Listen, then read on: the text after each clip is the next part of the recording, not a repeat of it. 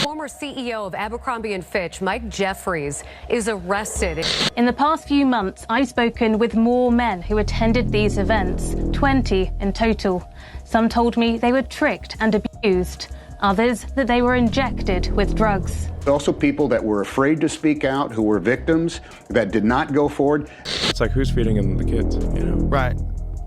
Tania Wallace, who claims she's been at a freak off and said she saw children, and it was hard for her to say it. Former Abercrombie Fitch CEO Mike Jeffries has been arrested in connection with an alleged underground trafficking operation involving Sean Diddy Combs. The case has seen 15 male victims come forward with claims of abuse. This marks a significant development, hinting at more revelations involving Diddy in the near future. Stay tuned as we delve deeper into the FBI's initial arrest linked to these allegations. We have some breaking news right now. Get this. The former CEO of Abercrombie & Fitch, Mike Jeffries, is arrested in connection to a sex trafficking case. Prosecutors have been investigating allegations that Jeffries ran a sex trafficking operation involving young men. Jeffries was arrested this morning in Florida as part of an investigation led by federal prosecutors in New York. This story is developing. For more details, you can visit our website, fox32chicago.com. Mr. Jeffries, any comments about the charges? Anything you want to say to your accusers? Any comments?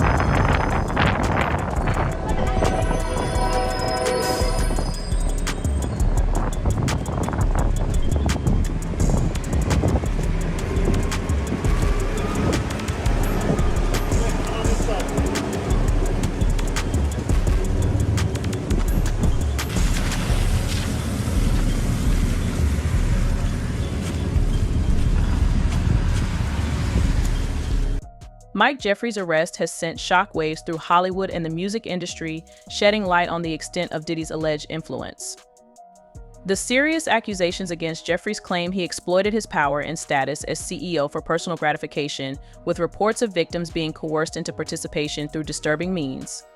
The former boss of the fashion giant Abercrombie & Fitch and his British partner have been arrested on charges of running a prostitution and international sex trafficking business following a 2-year-long BBC investigation. The FBI began looking into the claims that Mike Jeffries and his partner Matthew Smith sexually exploited and abused men at events they hosted in their New York residences and hotels around the world. Lawyers for both men and a third man who's been arrested have previously denied any wrongdoing. They'll appear in court on Friday. Rihanna Croxford broke the story that led to the FBI's initial investigation. Here's her report. Mike Jeffries, the mogul behind a global fashion brand. His vision made billions for Abercrombie & Fitch. He's now facing criminal charges. To anyone who thinks they can exploit and coerce others by using the so-called casting couch system, this case should serve as a warning. Prepare to trade that couch for a bed in federal prison. Authorities began their own investigation. This morning, the FBI arrested the former fashion boss and his British partner in Florida. Evidence gathered by the BBC found there was a highly organised operation involving this middleman, James Jacobson, now also arrested. In the past few months, I've spoken with more men who attended these events, 20 in total. Some told me they were tricked and abused, others that they were injected with drugs. A lawyer for Mr. Jeffries told the BBC, "We will respond in detail to the allegations after the indictment is unsealed and when appropriate, but plan to do so in the courthouse, not the media." Tonight, Mike Jeffries was released on bail. If convicted, he and the others accused could face life in prison. Rihanna Croxford, BBC News. Disturbing accounts of abuse in Hollywood and the music industry are gradually coming to light, implicating some of the most influential figures in the country. From former presidents to CEOs, athletes, and music icons, many played a role in enabling and perpetuating this abuse, making them not just bystanders but active participants. Y'all, thank you. And I just want to say how much I appreciate Puff Daddy for doing the kinds of work that he's doing, because he doesn't have to do this. But this is part of what is important about giving back. We applaud you, and I want to apologize for not sweating, but I do this so much. I'm so cool. I just want y'all to see everybody I'm interviewing is sweating. I'm not even touching my brow. I'm so cool, and I want to apologize. I ain't trying to make you look bad or nothing like that, but I'm just so cool. We T-shirt. I tell you, if he was wearing one of those fancy designer clothes he's designing, he'd be sweating just like me. It truly is about the Benjamin, as we see. Oh yes, he's glittering. It truly is about the Benjamin. Well, now when we come back, we're gonna talk more with Puffy, and if you want to hang out, more than welcome to stick around.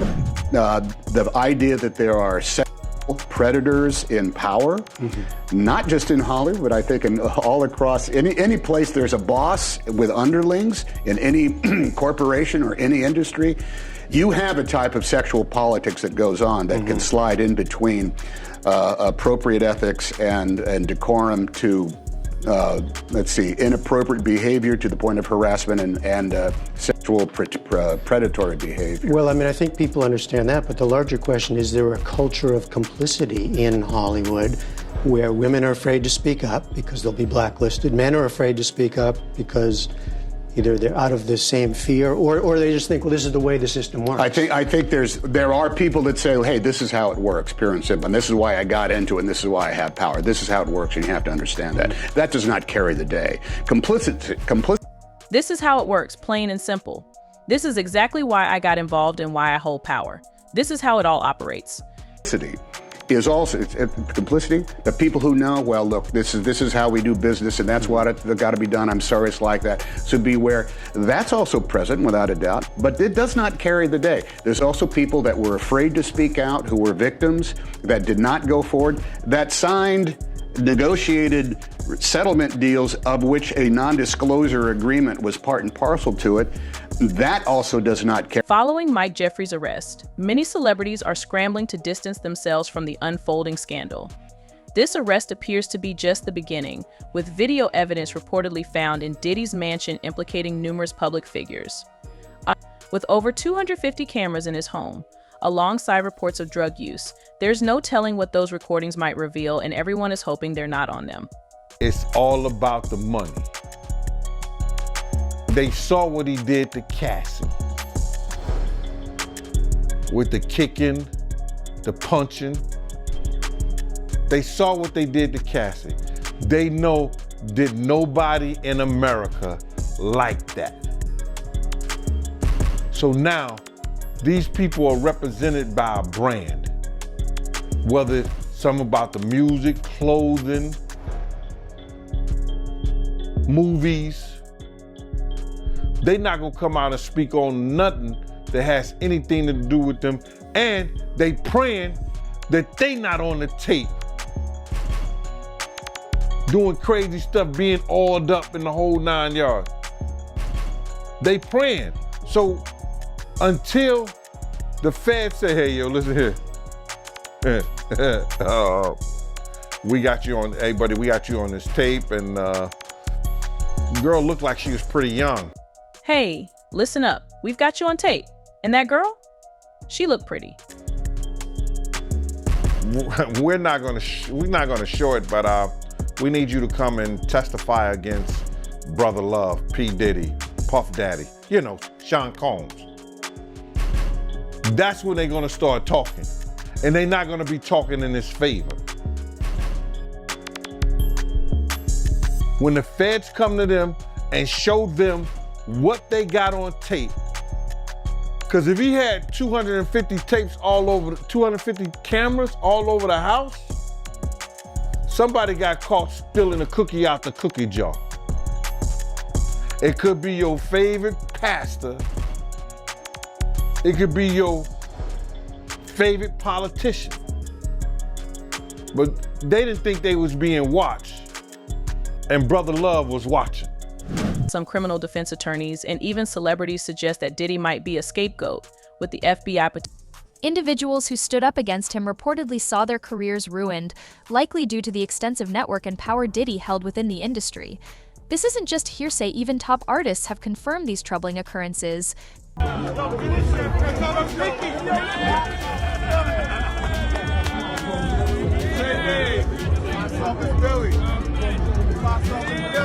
In a recent interview on The Art of Deal, Lord Jamar, rapper and founding member of the hip-hop group Brand Nubian, openly discussed these claims, shedding more light on the dark side of the entertainment world.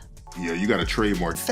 Lord Jamar also shed light on the individuals behind the scenes in Hollywood, revealing that some powerful figures, particularly those from the LGBTQ community, have been manipulating the industry. He explained that these individuals often push their own agendas, requiring others to align with their values and preferences in order to gain success. Jamar further suggested that Diddy, whom he referred to as Puffy, is one of these influential figures, alleging that he is part of a so-called gay mafia operating within the entertainment industry. These revelations contribute to the ongoing conversation about power dynamics and hidden forces in Hollywood. Diddy's rise to power in the music industry was largely driven by his strategic connections and his ability to leverage influence whenever necessary.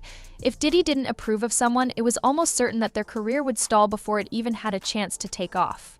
Industry insiders, including Freddy P, have confirmed these claims, revealing how Diddy used his power to control and manipulate the careers of new talent. Freddy P even named Rick Ross and DJ Khaled as accomplices who helped Diddy exert pressure on aspiring artists, ensuring they complied with his demands in exchange for career opportunities. What do I owe the pleasure? What do I owe the pleasure? Last time we been together, niggas been too bougie. We forgetting the finer things in life. We ain't even been together. Let's not get out of pocket. Let's check ourselves. The brothers gotta stay together. Niggas can't get too much money. Niggas running to 100 million. I'm not running to 100 million, nigga. Where it started between you and Diddy. Why do you think Diddy blackballed you? Why you feel like that? I know I'm blackballed. Come on, man. Khaled, Ross, all these niggas ain't never did a song with me. These the same niggas. When I first came back, Ross, I seen a nigga in the club, all white suit. Nigga stopped me going to the bathroom. You know, what's up? Nigga love you, boy. Who show big love. This before he was, you know, dealing with the diddler and all them, they little circle of friends, of resources. Cause a lot of them niggas just rich off resources. I ain't saying Ross is. Ross, you know, we all know Ross can flow or whatever. A lot of niggas. In his statement, Freddy P reflected on his interactions with Rick Ross, mentioning a moment when Ross, wearing an all-white suit, approached him at a club. Freddy recalled Ross greeting him warmly, showing big love, before he became closely associated with certain powerful circles. He emphasized that many individuals in the industry, like Ross, gained their wealth not necessarily from record sales but through resources and connections. Freddy suggested that while Ross had the fame and success, some of these figures profited largely from their networks rather than musical achievements, pointing out the discrepancy between their financial success and actual record sales. Got more money than they should have off resources. They ain't selling no records. Ain't nobody checking these. Ain't nobody jumping at their clubs. Ain't nobody jumping for their records. They ain't got no that when they die, nigga gonna be bumping. You get what I'm saying? Like, it's certain. They ain't got no shit that's gonna be bumping 20 years from now when they die type shit. For them niggas to be getting that kind of money. And a lot, I mean, just, it's just a lot of niggas is friends because a lot of niggas got that money because they friends. And I knew Diddy told me he was gonna kill my character. You think he gonna go back to Miami? You think he gonna be this? You think he gonna be that nigga? Ooh, I own Miami, I run Miami. Ooh. So basically what they did, they just came back here.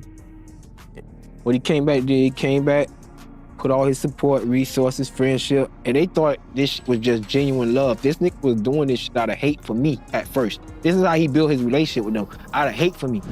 In a recent lawsuit filed by Houston-based attorney Tony Busby, serious allegations have been made against Sean Diddy Combs. The lawsuit claims that Diddy pressured and drugged teenagers and minors into performing certain acts. It is also alleged that Diddy used his industry connections to intimidate the minors, often coercing them through threats of violence. These accusations contribute to the growing concerns surrounding Diddy's actions within the entertainment industry. Minor, told allegedly by Sean Combs that he would make him a star, but he needed a visit with him in private about it, away from his parents. Once they were in a private area, allegedly Mr. Combs made the victim perform oral sex upon him. Another incident, an individual 15 years old at the time, flown to New York City to attend a party was drugged and then taken into a private room, allegedly in the presence of Mr. Combs, where this female individual minor was raped, and then other individuals took turns raping her. Another individual, 26 at the time. Attorney Tony Busby has made alarming claims in the lawsuit, describing an incident where a female minor was drugged and taken to a private room during a party in New York City, allegedly in the presence of Sean Diddy Combs. According to the lawsuit, the minor was raped and others at the party took turns assaulting her. Additionally, another individual, 26 at the time, was reportedly picked up by Diddy and several others in a black SUV from the airport. After being given a drink in the vehicle, the individual woke up in an entirely different situation, suggesting they too had been drugged. Or this person participated. We want to do as much due diligence as humanly possible before we file that case, because in the United States, in almost every state, public filings are in fact public. And when you name somebody in a lawsuit, the press is going to pick it up, and we're aware of that. So we're going to make sure that we dot our I's and cross our T's, and I expect that there will be some people named in these lawsuits that will raise some eyebrows. The implications of these allegations run deep, raising serious questions about the culture within Hollywood and given the limitations imposed on him after testifying before the grand jury. Out of those 8 videos, 8 celebrities, 6 men and 2 women, how many of those 8 celebrities were close to being underage or potentially underage? 2 males. 2 males. And of those 8 celebrities, how many of them were intoxicated or under the influence of drugs? This is going to be all speculation. I just want to preface it by he wouldn't know if they were. Right. Sure. Appear to Let be, me rephrase right, it. Based on, yes. Understand. Out of the 8 celebrities. The discussion emphasized concerns about the individuals involved in the recordings, particularly focusing on how many were close to being underage or potentially underage at the time. It also raised questions about whether any of the celebrities in the videos appeared to be intoxicated or under the influence of drugs. While the specifics remain speculative, the conversation aimed to shed light on the circumstances surrounding these incidents, with particular attention given to the condition of those recorded engaging with Sean Combs.